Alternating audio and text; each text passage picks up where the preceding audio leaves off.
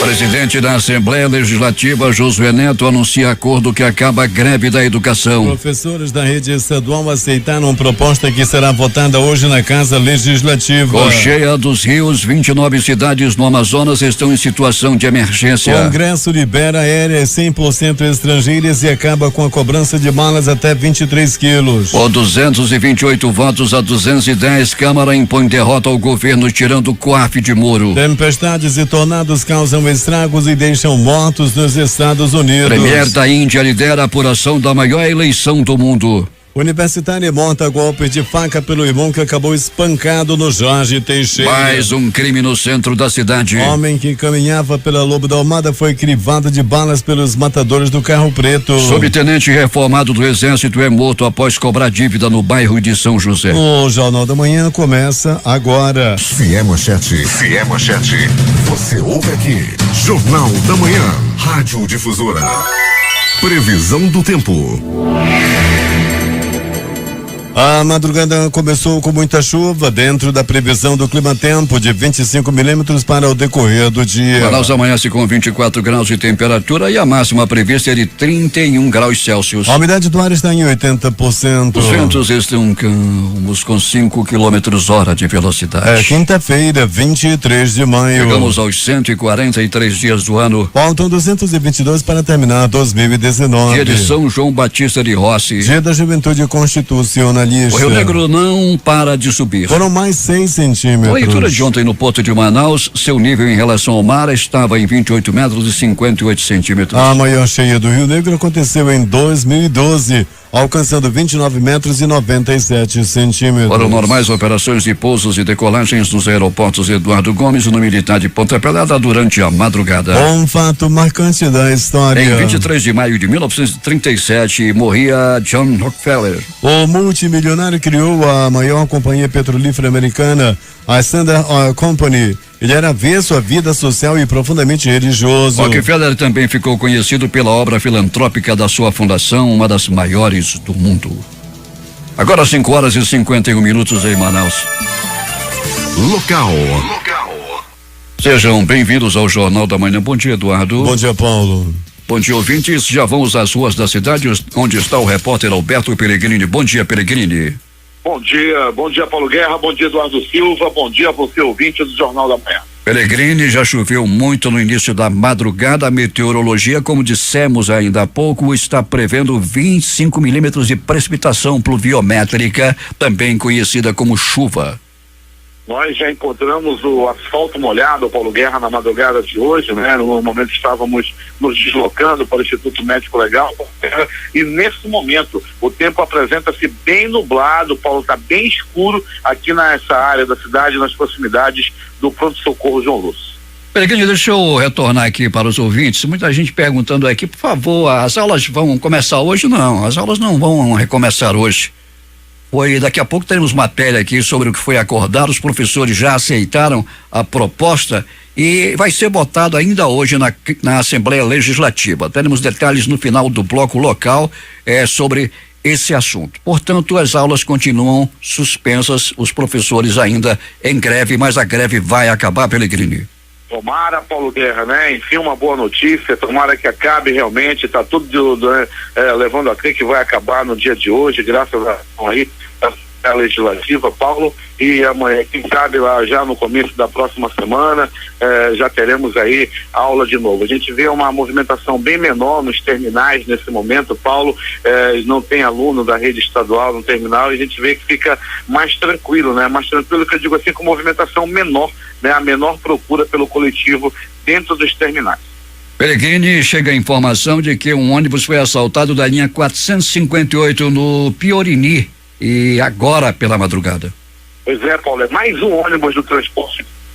Ontem nós já tivemos um acidente aí com dois passageiros que no caminhão do lixo bateu no ônibus ontem à noite da linha 705 ou 765, daqui a pouco eu trago os detalhes, Paulo, e mais esse assalto aí que ocorre nos ônibus da cidade, né? Já tivemos uma diminuição, sim, porém esses assaltos continuam acontecendo. Ontem também, Paulo, houve também assalto a um transporte do ônibus especial.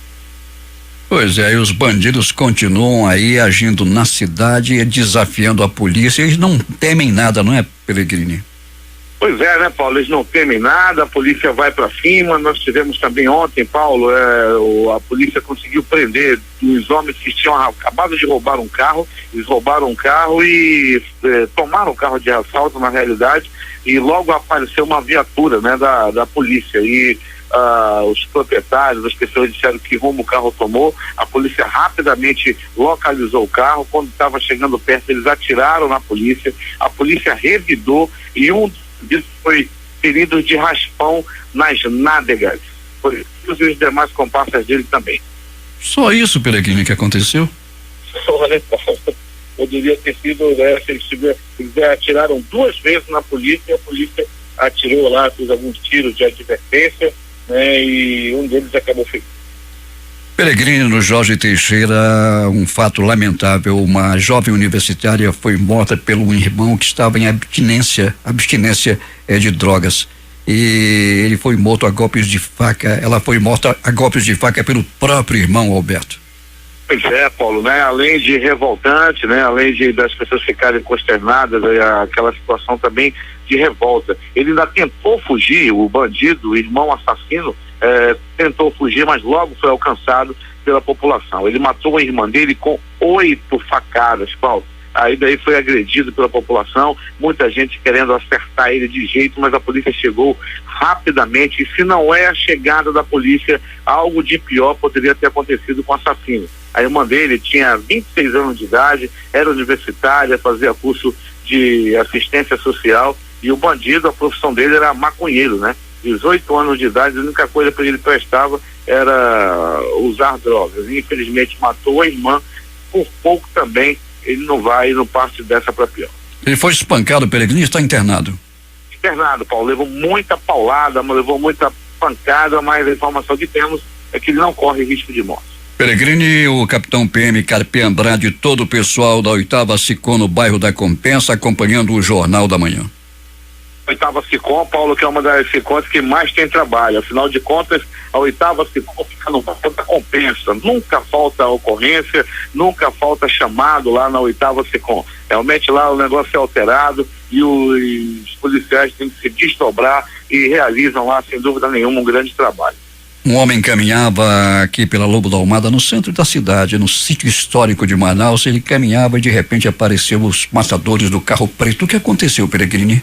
Ele foi morto, Paulo Guerra, com 6 tiros. Ele era conhecido como JJ, era um homem já conhecido na área, às vezes vendia bugigangas aí na área, mas era também um homem envolvido com tráfico de drogas. E ontem, um crime com características de acerto de contas, ele foi executado aí na área do centro da cidade. E para finalizar, um subtenente foi cobrar uma dívida. Ele chegou a receber, Pellegrini, o que ele foi cobrar? Ele foi cobrar uma dívida, Paulo Guerra, de R$5.000 de um ex-funcionário. No momento em que tinha acabado de receber, houve uma discussão, foi quando apareceram 2 homens e o assassinaram dentro do próprio carro. O crime aconteceu era por volta de 21 horas e 15 minutos e foi lá no bairro de São José. Levaram dinheiro, Pellegrini? Paulo, a gente vai buscar essas informações, mas parece que não, mataram e não levaram o dinheiro, né? Pellegrini volta daqui a pouco e conta tudo o que aconteceu nas últimas horas na cidade. Bom trabalho para ti. Muito bem, Paulo, daqui a pouco voltaremos sim com essas e outras informações aqui dentro do nosso noticiário policial. 5h57 para a estação de serviços. O Sistema Nacional de Emprego, o SINEM, disponibiliza 71 vagas de emprego nesta quinta-feira. Os interessados devem comparecer na sede da CETRAB, na Galeria Mais, na Avenida de Djalma Batista, entre Amazonas Shopping e o Manaus Plaza Shopping. A Fundação Centro de Controle de Oncologia do Estado será palco nesta sexta-feira às 10 horas do espetáculo Mulheres da Ópera. A apresentação acontecerá no ambulatório da unidade hospitalar e a expectativa é que mais de 100 pessoas assistam ao show. O espetáculo faz parte das ações promovidas pela unidade hospitalar de reforço à humanização no atendimento ao paciente com câncer. Um total de 8 empresas do Polo Industrial de Manaus, atuantes nos segmentos naval, eletroeletrônico, 2 rodas e meios magnéticos, já fechou acordo com o Sindmetal, Sindicato dos Metalúrgicos do Amazonas, para gerar 4 a 5 mil empregos temporários no distrito até o mês de setembro. O edital feito mediante acordo de convenção coletiva deve ser publicado nesta sexta-feira, amanhã, dia 24. A renovação e reformatação do acordo entre trabalhadores e empresas, que já havia produzido bons resultados em 2018, vinha sendo costurado desde fevereiro e as admissões iniciaram no final de março, conforme foi antecipado. A expectativa agora é de uma aceleração das contratações de funcionários temporários a partir de sua oficialização. Temos informações de Manacapuru, José Alberto Zegdeg. Muito bem, Paulo Guerra. A Prefeitura de Manacapuru, através da Secretaria de Ação Social, em parceria com diversos segmentos do município, estará realizando na manhã de hoje um grande evento, dando continuidade à campanha Faça Bonito. O evento acontecerá na comunidade Bela Vista e dentro da programação haverá atendimento ao público para os serviços essenciais de assistência social às famílias mais distantes da sede do município. O secretário municipal Natanael Nogueira da Assistência Social dá mais detalhes sobre a ação.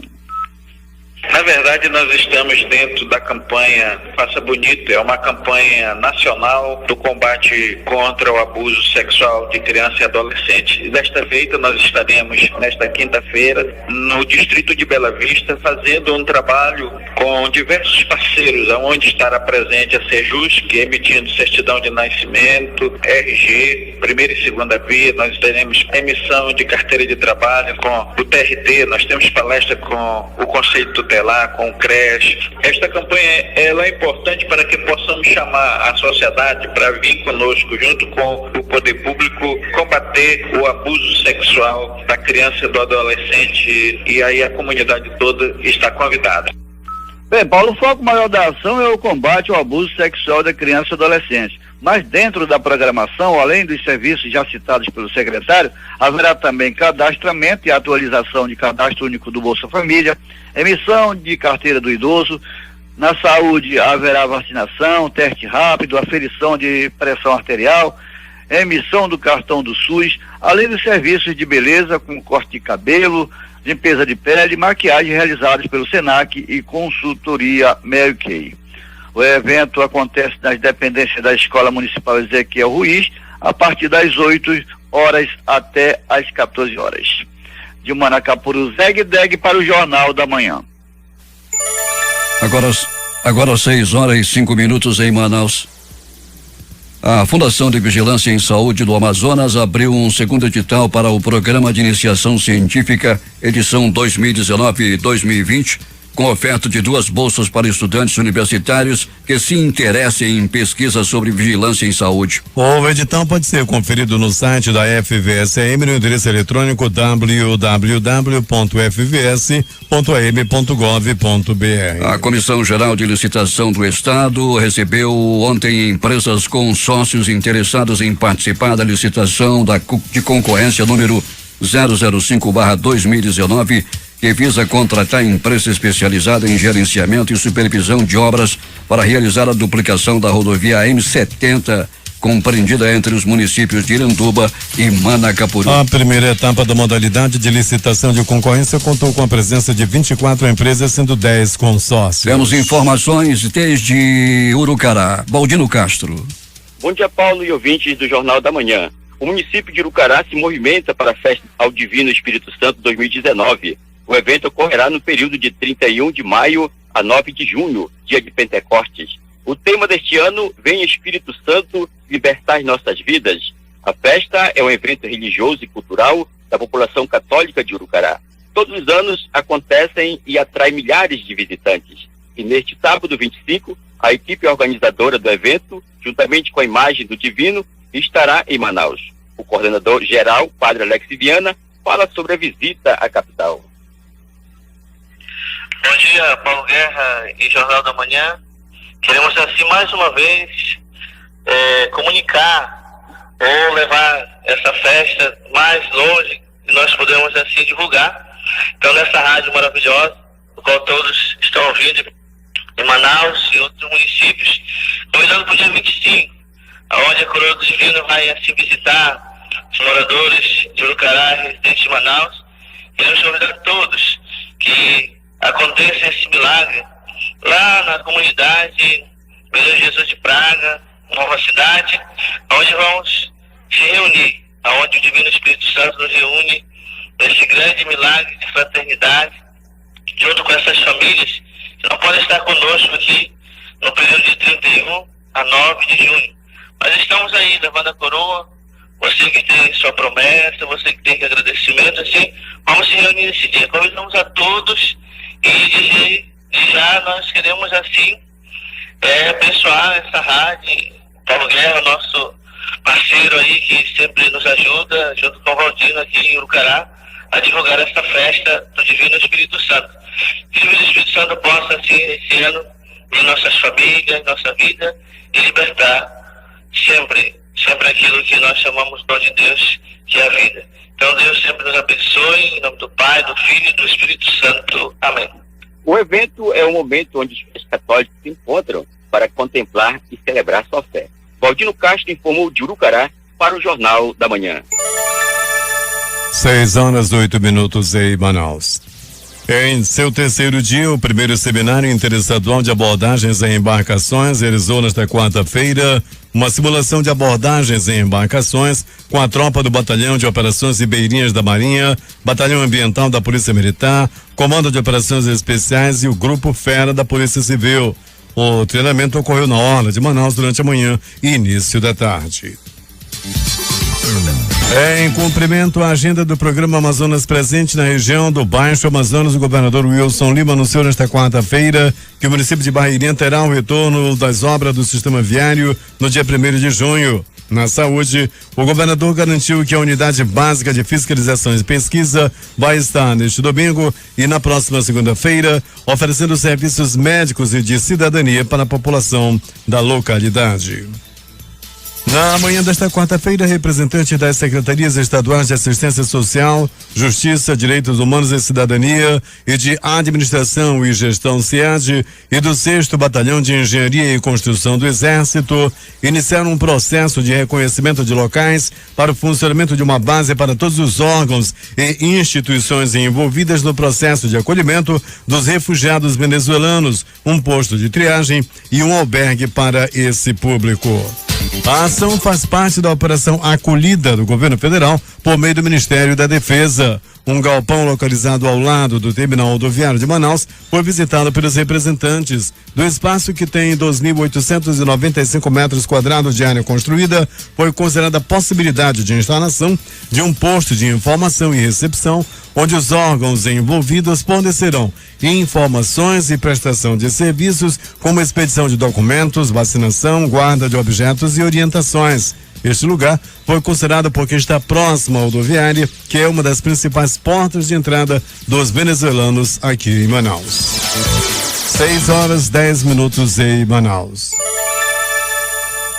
O Dia D, iniciativa da Defensoria Pública, é o mutirão de atendimento em alusão ao Dia do Defensor Público, comemorado no dia 19 de maio, e que vai disponibilizar 29 serviços para os assistidos que comparecerem à Arena da Amazônia hoje e amanhã, das 8 às 17 horas e dia 24 das 8 às 14 horas, numa ação que vai reunir defensores de 29 áreas diferentes de atuação, além de órgãos parceiros. Serão oferecidos serviços para cidadãos e cidadãs cuja renda familiar seja de até 5 salários mínimos ou renda pessoal de até 3 salários mínimos. Em razão da cheia dos rios no Amazonas, 29 cidades entraram em situação de emergência. Outras 27 estão em alerta e 2 em situação de atenção para inundações, segundo informou a Defesa Civil nesta quarta-feira. A Defesa Civil do Amazonas informou que montou um plano de resposta para atender áreas afetadas e que as equipes são enviadas ao interior para verificar em loco a situação de cada localidade. Estão em emergência Irunepé, Guajará, Ipixuna, Carauari, Juruá, Itamaraty, Boca do Acre, Lábrea, Canutama, Tapauá, Pauini,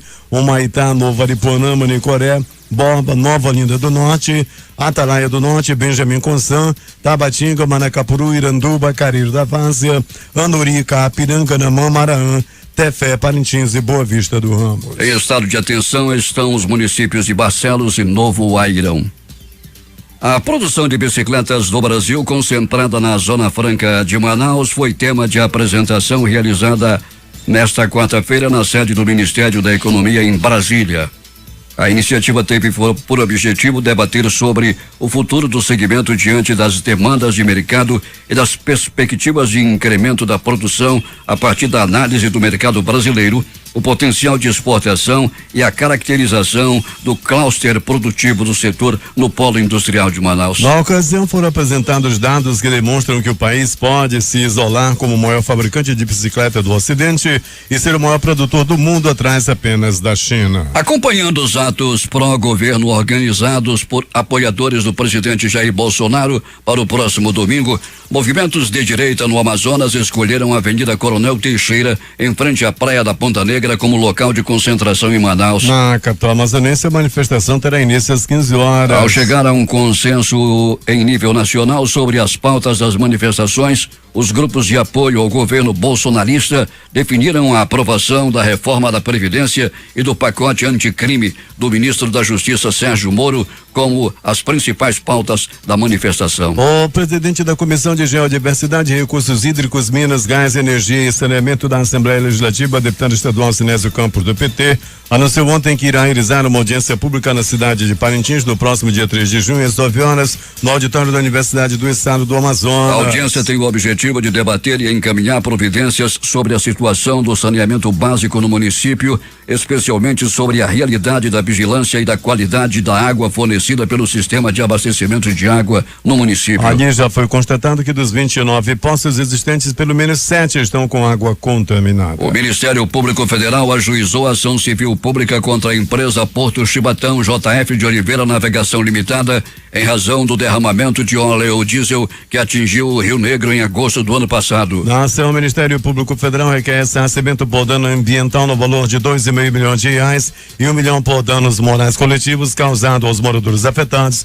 pelo derramamento de óleo. O vazamento ocorreu após o naufrágio de uma embarcação tipo empurrador que causou uma mancha de 5 quilômetros de poluição entre o porto do Centro de Abastecimento Ceasa até uma das estações do programa Água para Manaus, o PROAMA, ameaçando o abastecimento de água na cidade e motivando o embargo do Porto Chibatão pelo Instituto de Proteção Ambiental do Amazonas. A área de abrangência do vazamento de óleo inclui também parte do perímetro do Encontro das Águas, fenômeno natural do Encontro dos Rio Negro e Solimões, tombado pelo Instituto do Patrimônio Histórico e Artístico Nacional, o IFAM. O crescimento da população de 2012 a 2018 tem sido mais destacada nos estados da região norte, onde o Roraima cresceu no período 20,3%, liderando o crescimento a nível nacional. O Amazonas ficou com a terceira posição de crescimento com 10,8%. O Amapá, com 13,9%, ocupou a segunda posição. O crescimento da população para os estados que ocupam a primeira e a segunda maior percentagem está ligado diretamente à questão da entrada de estrangeiros vindo de países como Venezuela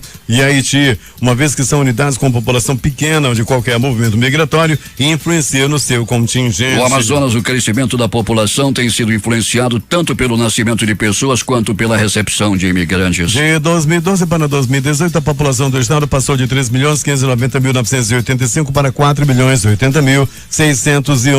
Isso representou um incremento de 489 mil pessoas. Nos últimos anos, a média de nascimentos do estado tem sido de 72 mil ano. Já o número de óbitos ficou em média de 14.900 anos. A distribuição da população por sexo no estado está 50% para cada gênero, com tendências de aumento do percentual de mulheres nos próximos anos, consequência do maior número de nascimentos e da maior expectativa de vida das mulheres, segundo o IBGE.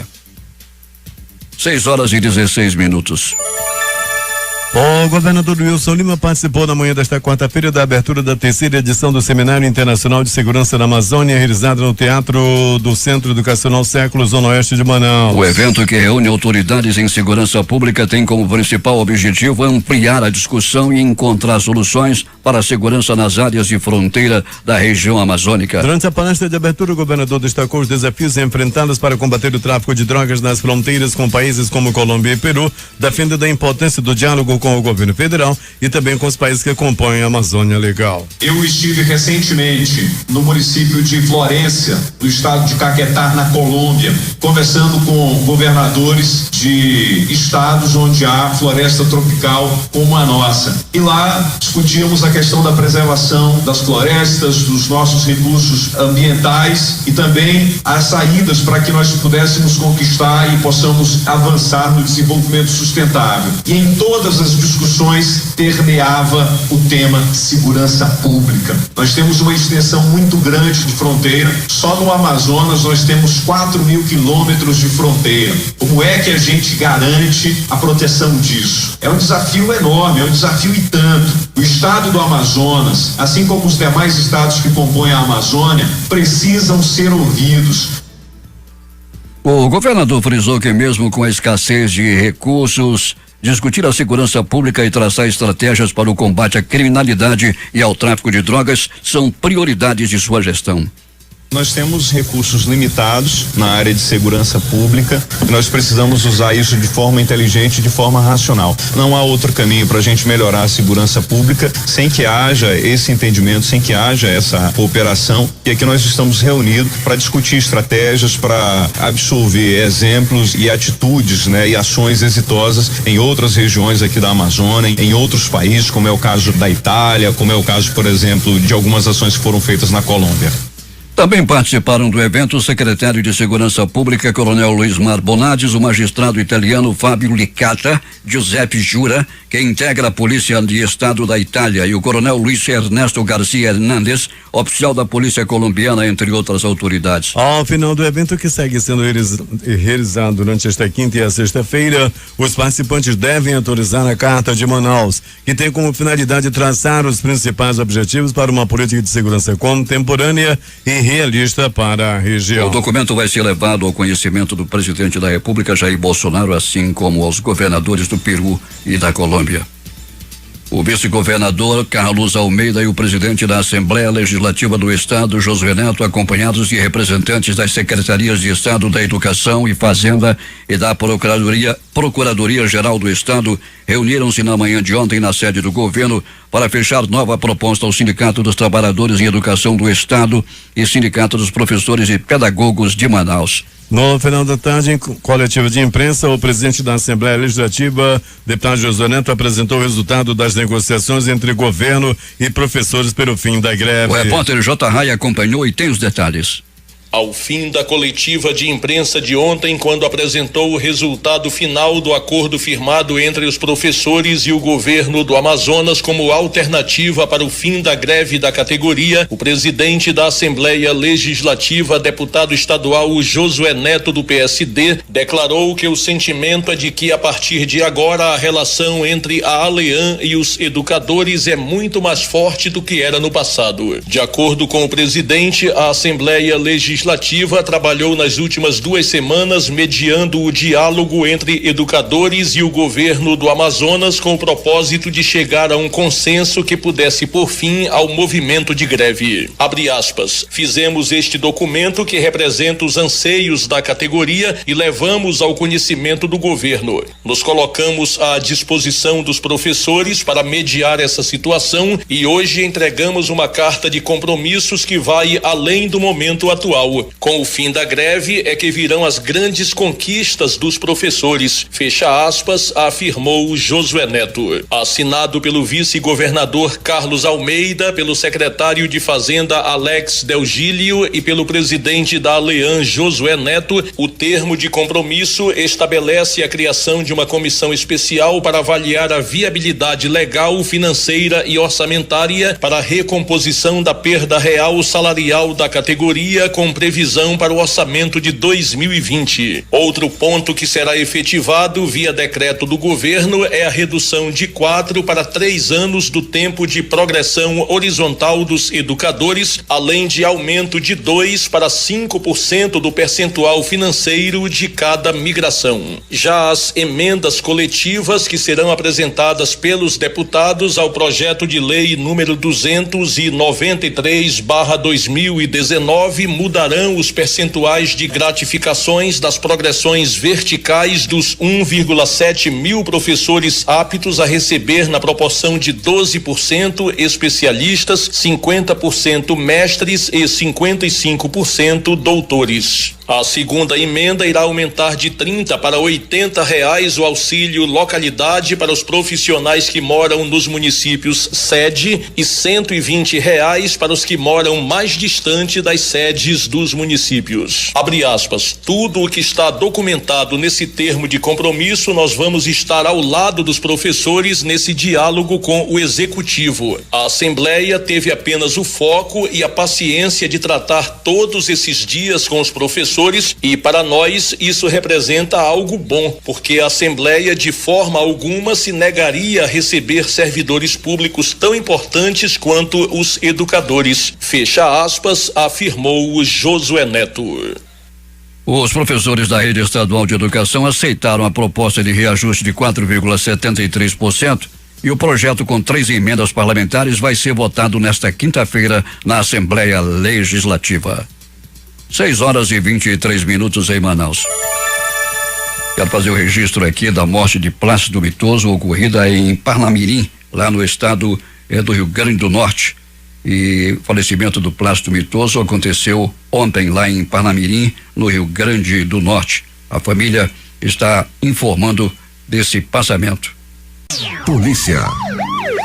Alberto Pellegrini, o que aconteceu nas últimas horas na cidade? Muito bem, Paulo Guerra e ouvintes do Jornal da Manhã, uma noite, madrugada agitada na cidade. Pronto socorro 28 de agosto, um plantão com uma pessoa que deu entrada vítima de agressão física, um atropelado, um vítima de arma de fogo e um vítima de faca. No pronto socorro João Lúcio, no gigante da zona leste da cidade, um homem deu entrada vítima de agressão física, ele apanhou a murros, chutes, socos e pontapés. O estado dele é grave. Ele deu entrada, era por volta de 19h32. Pronto socorro Platão Araújo. Um homem deu entrada vítima de tiro, levou bala, levou um balaço nas nádegas. Ele levou um tiro nas nádegas. Paulo Guerra e ouvintes do Jornal da Manhã, isso deu-se após ele, esse que levou o tiro na bunda, levar esse balaço depois de roubar um carro. Ele roubou um carro junto com outros comparsas. Daí a polícia foi informada. Quando a Rocan chegou perto, eles atiraram na viatura da polícia e acabaram aí sendo atingidos. A polícia revidou, os policiais revidaram para não morrer. Eles atiraram para matar os policiais que fizeram aí alguns disparos e um desses disparos acertou as nádegas desse homem que deu entrada no pronto-socorro Platão Araújo, passou por procedimentos, depois foi liberado e levado para a delegacia. Uma grande ação da polícia a noite passada. E também um homem que estava com uma arma de fogo de grosso calibre, ameaçando os vizinhos, foi preso também pela polícia. Ele é conhecido como coreano e faz parte de uma facção criminosa e foi preso pela polícia a noite passada. Conversava agora há pouco por WhatsApp com o coronel Bruno Azevedo, que me passava as informações dessas ocorrências ocorridas a noite passada. E mais, Paulo Guerra e ouvintes do Jornal da Manhã, um motorista de caminhão de lixo perdeu o controle do caminhão e bateu no ônibus da linha 705, foi bem no cruzamento da Rua Silves com a Maués, lá no bairro da Raiz. Com impacto, com a batida, o motorista do lixo fraturou uma das mãos e o outro funcionário ficou ferido. As vítimas foram atendidas pelo SAMU e encaminhadas ao pronto-socorro 28 de agosto.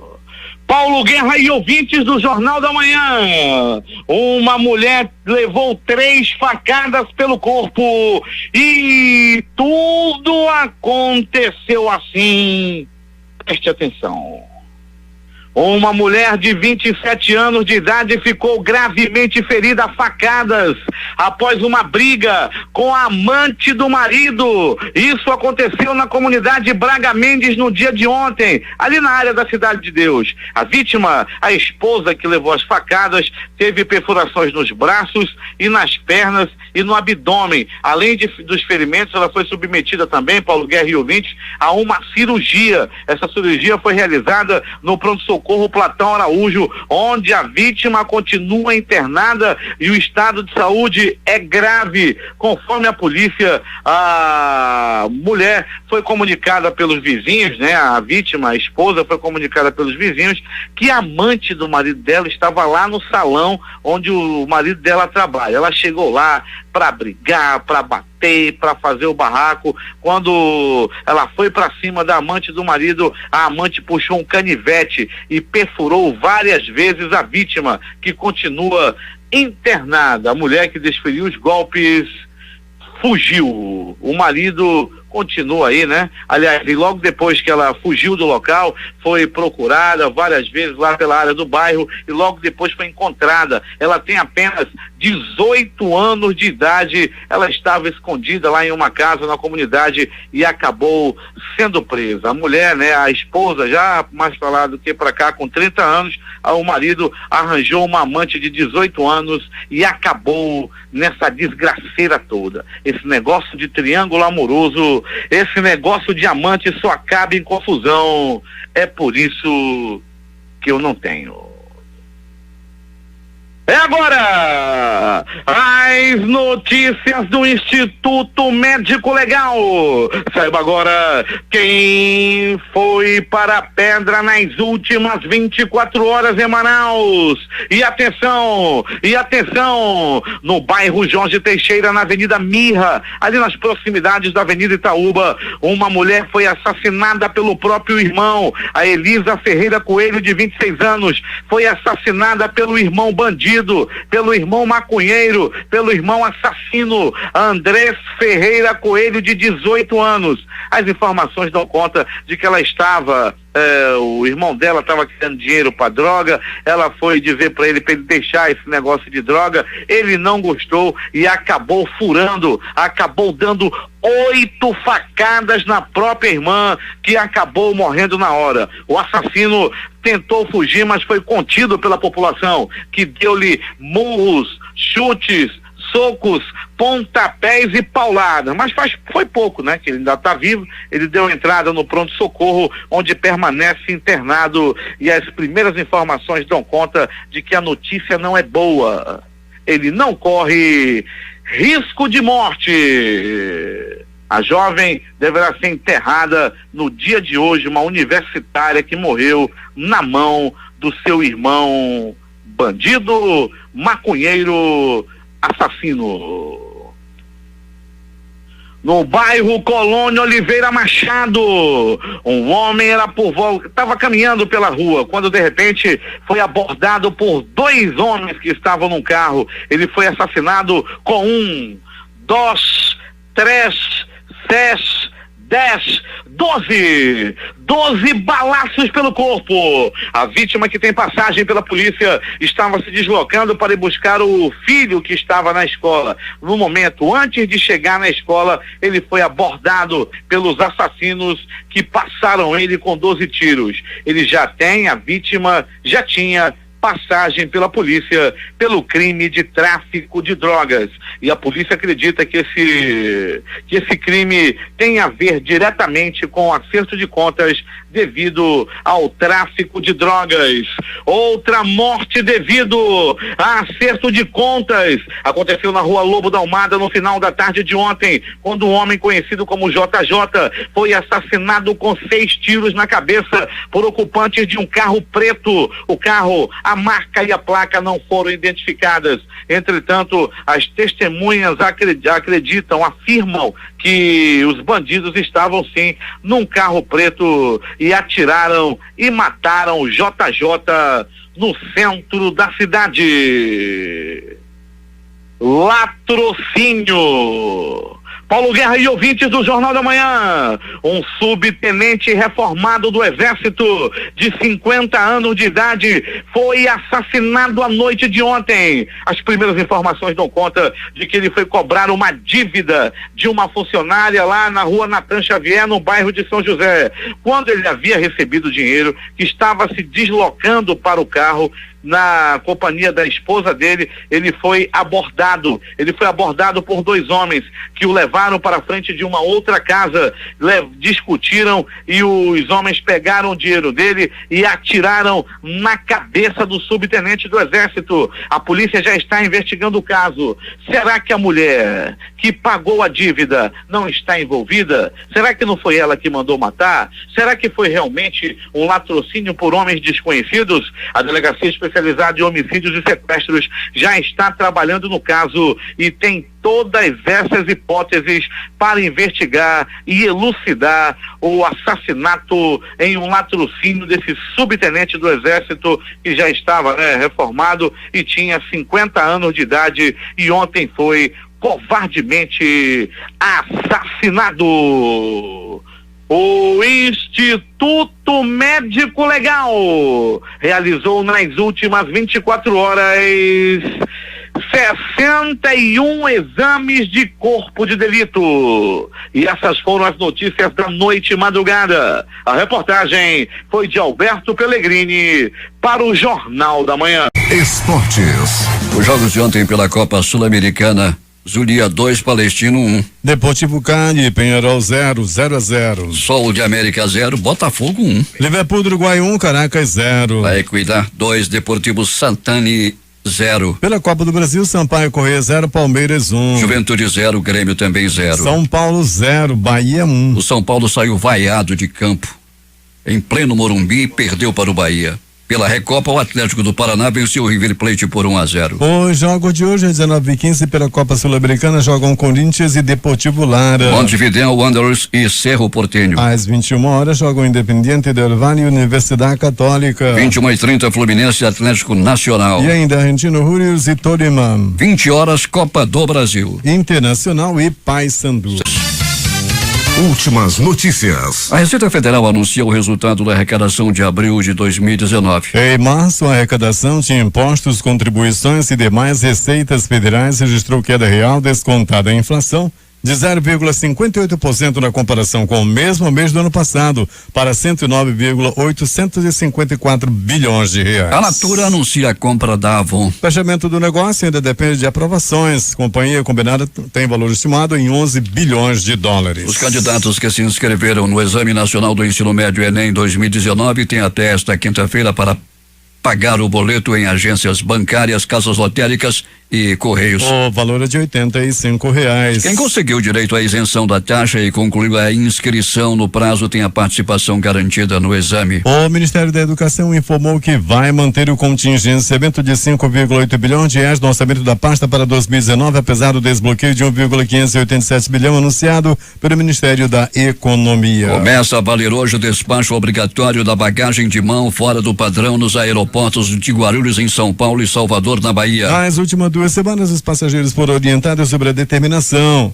O padrão determina 55 centímetros de altura, 35 de largura e 25 de profundidade, com até 10 quilos. 6 brasileiros foram encontrados mortos em um apartamento na área central de Santiago do Chile. Tempestades e dezenas de tornados atingem o centro e o sul dos Estados Unidos desde o fim de semana passado.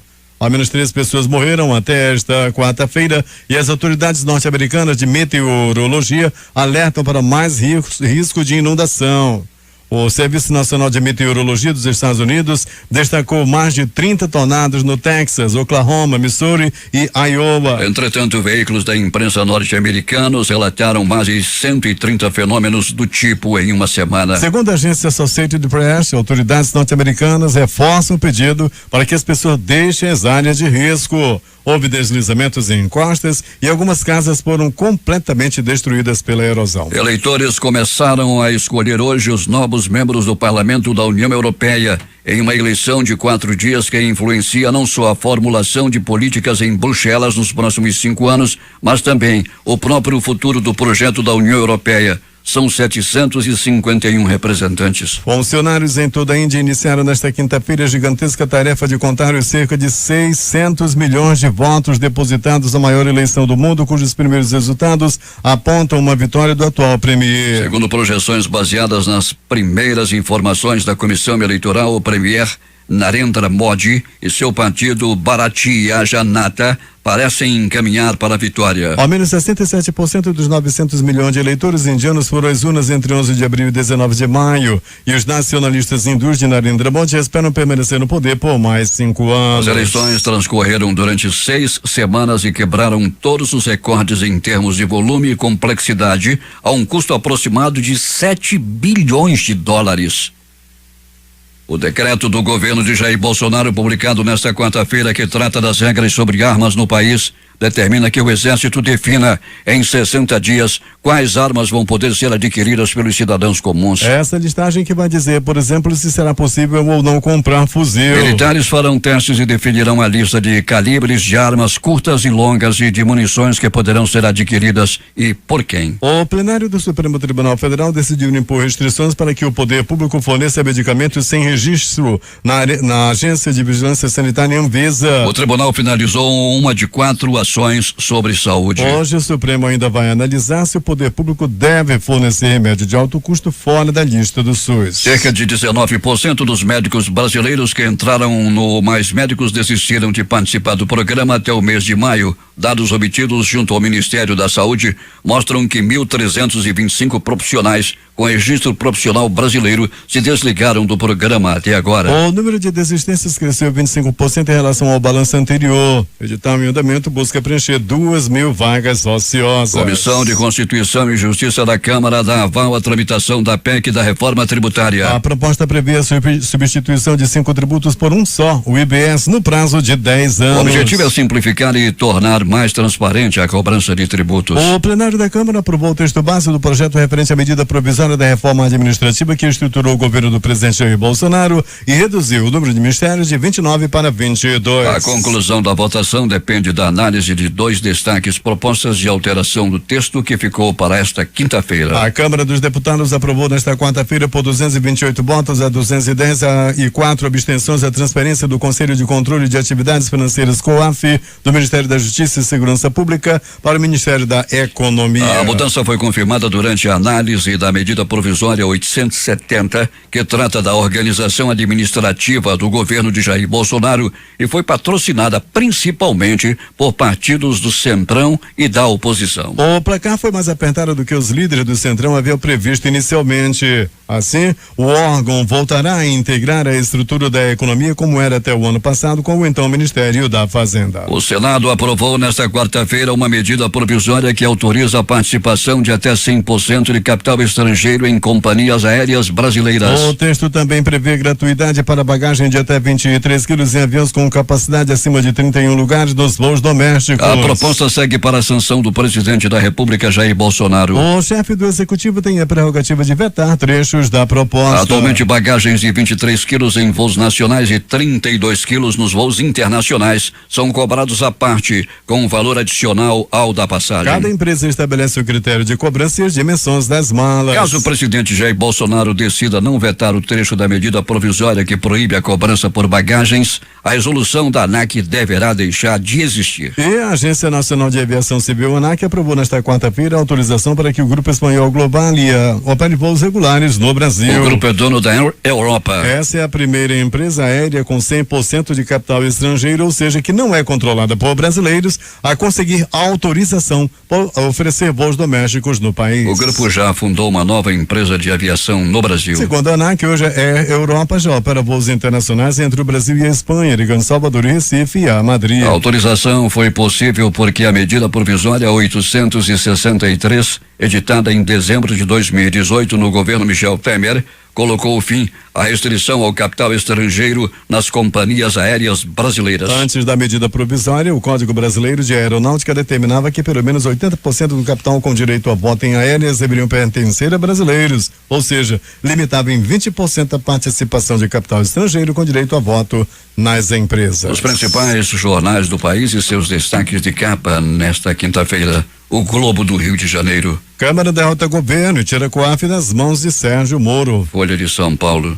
Senado libera capital estrangeiro em empresas aéreas e retoma bagagem gratuita. O Estado de São Paulo. Em defesa do decreto do porte de armas, a AGU diz que negar direito de defesa é inconstitucional. Planalto Central, capital da República, Correio Brasiliense. O governo vai liberar 1,587 bilhão de reais para o Ministério da Educação. Valor econômico. Natura compra o controle da Avon e será o 4º maior grupo exclusivo de beleza no mundo. Estado de Minas. Afastamento de igreja evangélica pode ter motivado chacina em Paracatu. Jornal do Comércio no Recife. STF abre exceções para fornecimento pelo SUS de remédios sem registro. Fortaleza Diário do Nordeste. CCJ do Senado aprova projeto que criminaliza a homofobia. Templos religiosos são exceção. Porto Alegre, 0 hora. 6 brasileiros são encontrados mortos em apartamento no Chile. Edições impressas locais, o Centenário Jornal do Comércio. Distrito vai chamar até 5.000 trabalhadores temporários. A crítica. Proposta aceita greve perto do fim. Destaques de capa do Em Tempo. Agora vai ficar mais fácil voar. Greve dos professores pode acabar. Essas foram as principais notícias de ontem e as primeiras de hoje. Termina aqui o Jornal da Manhã. Participaram desta edição reportagens José Alberto Zegdeg, J. Rai, Baldino Castro e Alberto Pellegrini. A operação de áudio foi de Hamilton Cabral e Itamar Jardina. A apresentação Eduardo Silva e Paulo Guerra. Próxima edição amanhã às 5 horas e 45 minutos.